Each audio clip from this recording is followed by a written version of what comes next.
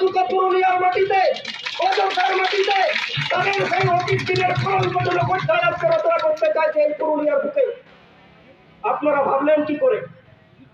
আপনারা ভাবলেন কি করে যে পুরুলিয়ার ভূমিপুত্ররা, অযোধ্যার ভূমিপুত্ররা, বাঘমুন্ডির ভূমিপুত্ররা আপনাদের সেই স্বেচ্ছাচারিতা, আপনাদের সেই অধত্ব মেনে নেবে? কি করে মনে রাখতে পারলেন? আমরা অবাক হয়ে গেছি।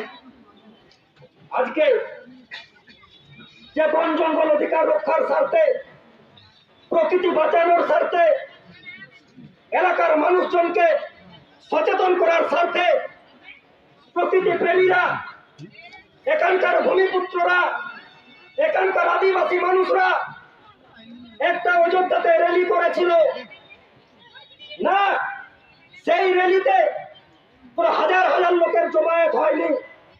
আপনারা যদি খোঁজ খবর নিয়ে দেখেন, সোশ্যাল মিডিয়ার ছবিগুলো একটু লক্ষ্য করেন, যথেষ্ট এই কোভিড পরিস্থিতিতে যতটা মান্য করার ততটা মান্যতা ছিল।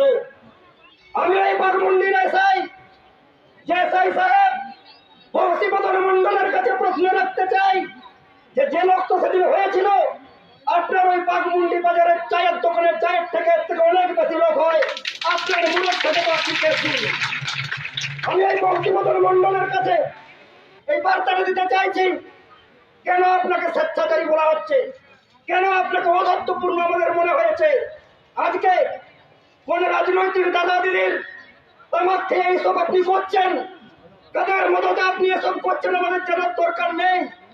কিন্তু আমরা ওই বাঘমুন্ডির মানুষরা, অযোধ্যার ভূমিপুত্ররা, পুরুলিয়ার ভূমিপুত্ররা আপনার উপর আমরা নজর রাখছি।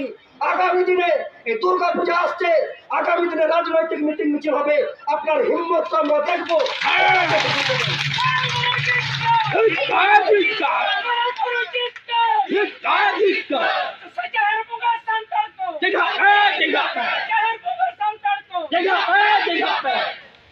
আমার জেলা পারগানা বাবা অত্যন্ত সুচারুভাবে স্পষ্টভাবে বলে দিয়েছেন যে পুরুলিয়ায় কাজ করতে গেলে, পুরুলিয়ার ডিউটি করতে গেলে পুরুলিয়ার ভূমিপুত্রের সাথে সখ্যতা বজায় রাখতে হবে। আগামী দিনে আপনারা যে